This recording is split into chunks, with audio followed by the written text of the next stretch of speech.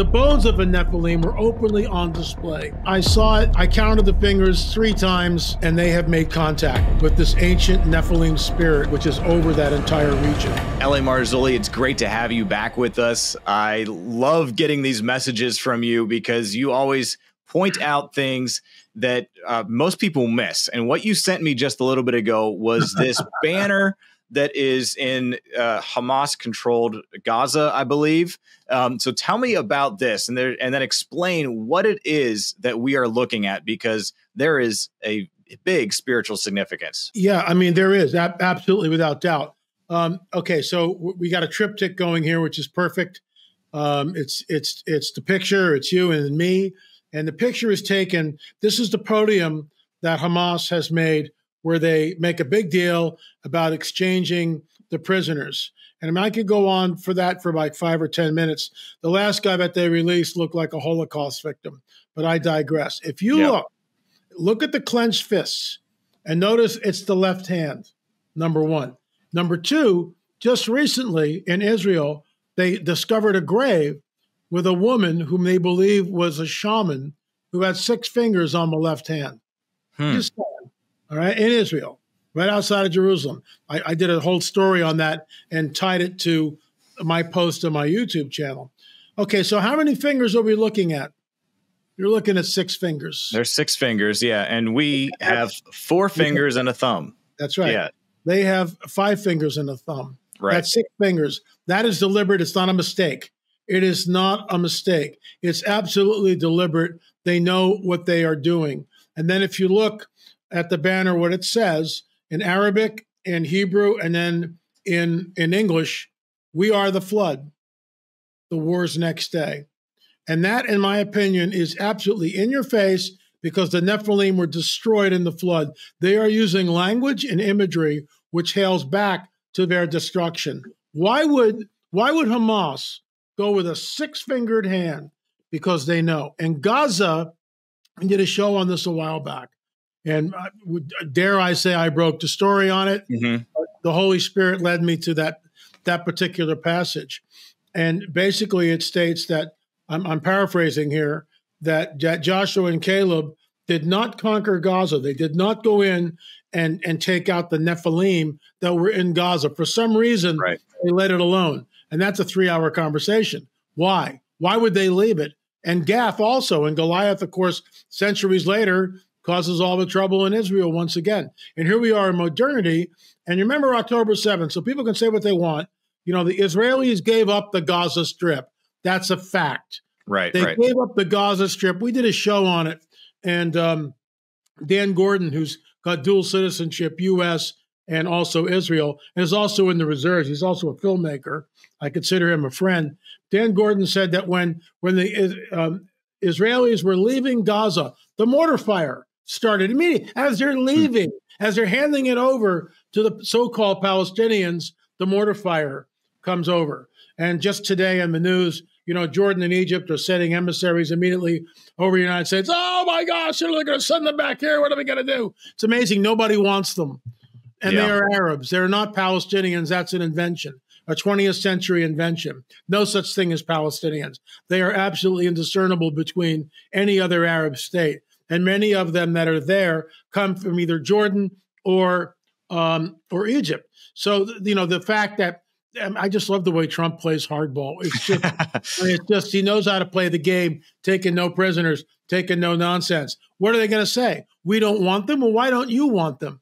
You know, hello. And I get that. There's an element. Hamas is very radical. There's no doubt about that. The October 7th, the atrocities that were committed. It's amazing how the world forgets about that. But here's the deal. What do they know? What do they know? Because that banner which we're looking at is 110% in your face deliberate. It is so deliberate. I mean, it took, honestly, John, it literally took my breath away. When I saw that, I just went like that. It's like, oh my gosh, they know. On some level, they know that this is so deliberate. It's in your face. It's done with great deliberation. The artist, that 6-fingered hand, and then the statement, we are the flood. We're the flood. And that's a slap in the God of the Bible's face. No, you're not the flood. The flood was sent by God to destroy the Nephilim. That's what it was there. You see, if you don't know Genesis 3:15, if a person doesn't understand Genesis 3:15, thank you, Gary Stearman, the seed war, where the pre-incarnate Christ in the Garden of Eden says to the dragon, your seed, your offspring, will be at enmity with the offspring of the woman. Adam and Eve are over here, the dragon's over here. Your seed, dragon, your offspring from the dragon, your offspring, you can tap dance around that till the cows come home. Its offspring, its seed, will be at war at enmity with the seed, the offspring of the woman. Yes, the dragon can procreate. Absolutely. And 3 chapters later in Genesis 6, the sons of God. And it's just amazing how many pastors won't even touch that. Well, angels really can't procreate. Well, then explain to me Genesis 3:15. When the Lord says your seed, your offspring, will be at war at enmity with the offspring of the woman, it's the same word. Yeah. So either you can tap dance around that theologically till the cows come home, or just finally admit what it says. And you remember the Israelis, the Israelites, the Jews, had no trouble with the Nephilim. In fact, the bones of the Nephilim were openly on display in the time of Josephus's writing in Jerusalem. So they showed them to the people to make sure that, thousands of years ago, guys, this is what your ancestors conquered.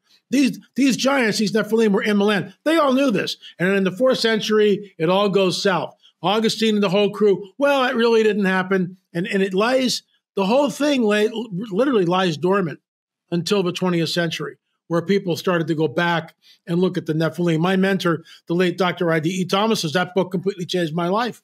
The Omega Conspiracy. When Thomas Horn, Defender Publishing, republished that book, I was privileged enough to write the foreword. Here, I'm writing a foreword to my mentor's book. Are you kidding me? That book changed my life. Mm-hmm. And that book is why we are, and I'll shameless plug here, there it is, folks. On the Trail of the Nephilim. And look how it's like, what, 600 pages? There's actually 4 books in here. I mean, full color pages. Here we are in Senior Juan's Museum in Paracas. There are some of the elongated skulls. And Elmer Fudd, I'm Elmer Fudd here. I handled those things. And because I was the leader of the expedition, there's a legal right. And I got attachments. I had attachments coming back. I was under demonic oppression for about 3 to 4 years before I could shake it. And then I didn't shake it. The Lord finally took it from me. It was a lesson. It's like, why did you allow this? To show you what you're dealing with. Okay, I get it. Do I want to go through that again? No, thank you. Will I do anything unless I hear marching orders from the Lord? Absolutely not. We were set to go over across the pond last September, and the Lord said, I didn't tell you to go there. Stop the whole thing. We were slated to go in March to another location. Peggy got a word, don't go. Okay, we're not going. So I'm not doing doodly squat till I hear from the Lord. But I mean, that banner, if that doesn't blow your mind, and of course, I guarantee, will any pastor show that in the thousands of churches, the tens of thousands of churches that are, and what does the Lord say? It'll be like the days of Noah. I mean, when I return. Yeah. It's like right in your face. They're talking about the flood. They're talking about the war. Yeah. I mean, what in the human mind or the natural mind here, LA, what do you think that they're trying to do? Obviously, we look at this from a spiritual perspective and say there is a thinness to the veil between the spiritual and the physical. And what we're seeing is some of these things manifesting and coming through. And that's why we're seeing this 6-fingered hand raised up, this 6-fingered fist rather raised up. And we are the flood. I mean, there has to be somebody that's thinking that this was a good idea in the natural. We know that they're influenced by the supernatural there. What do you think that they're trying to communicate in the cultural sense right here? This is completely conjecture on my part. But again, that image and the verbiage is 110% deliberate. The leadership, the ones higher up, they know. They have to know. They know the territorial spirit. The question is, and this is conjecture, are they doing rituals? Are they doing rituals to bring the power in? I'm reading a book right now. I actually read it years ago when it came out. It's by Nick Redfern. It's called The Collins Elite. And it talks about, and Russ, my battle buddy, Russ Dizdar, used to talk about this, Babylon working with Jack Parsons, that whole deal. What happened? What did they bring in? You know, Aleister Crowley and Lamb, L-A-M, Lamb. What did they bring in? What did they open? What gateway? What did Nimrod open up that enabled him to become a Gibborim? How, through ritualistic sex magic. I wrote about that in the Cosmic Chess Match. So I would posit here, I would throw out for your critical thinking that the leadership, they know who it is that they serve, and they have made contact on some level with this ancient Nephilim spirit, which is over that entire region. That's, you know, I'm going out on a limb here, folks, but that's what I sincerely believe. It's very much like the Alamanthra working Babylon working ritual done by Jack Parsons. The same thing where Aleister Crowley opened up the gateway, opened up the portal, and let Lamb come through. And with Jack Parsons, what's interesting is he does this ritual, and all of a sudden the UFOs are everywhere. All of a sudden they're showing up. Did he deliberately open up that gateway in the same way they tried to open up that gateway in the Tower of Babel? So it's we got some deep stuff going on here. Yeah, really deep stuff. And I'm so glad that we have such a good connection here that we are going to, you know, continue to do more as things are revealed, as more rungs are disclosed. I know since the last time you and I talked, there's been a couple more rungs that we need to talk about. Yes, the rungs of disclosure, which is, you know, people are having a hard time getting that because it just keeps disappearing from the shelves. We have to keep printing more, which is a good problem to have. And people are very interested in this. And so make sure that you know, order this, you know, make sure you get it, because it is going to be one of your hand guides to these end times so that you are not deceived by what is coming, because it is coming and these are not going away anytime soon. And so LA, we're teasing what's coming up, but we're looking at what has been in the past and what is right now, with looking at this six-fingered fist right now and the Nephilim spirits that were never excised from Gaza there. LA, I know your time is short today, but give us your closing thoughts about this, and what is our action? What's our takeaway from this? Well, the action should be spread this far and wide. That should be the action. You know, the church needs to wake up and understand that we are in the days of Noah. This is, you know, why would Jesus warn us of this? You know, it's just amazing how most of the church, with the amillennial perspective, there is no literal 1,000-year reign of Jesus. He's really not coming back that way. Nothing to see here. Don't even think about prophecy. And it's like, you know, it's almost a third of the Bible, for crying out loud.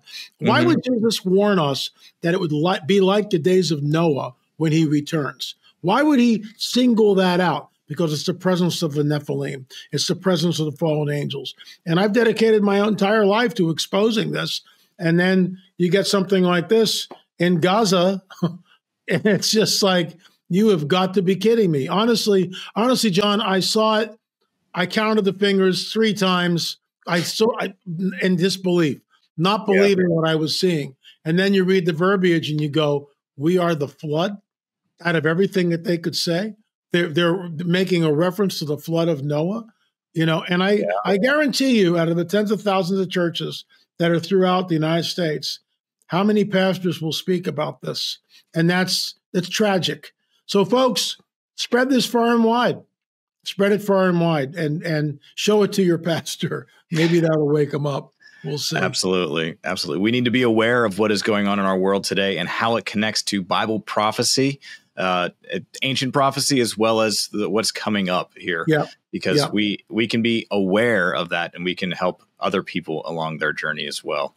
LA, thanks for giving us this update and bringing this to our attention. I'm glad that it came to your attention so that we can talk about this. And God bless you, John. Always great to be here. Thanks for having me on. Absolutely. We'll see you again real soon. Yeah.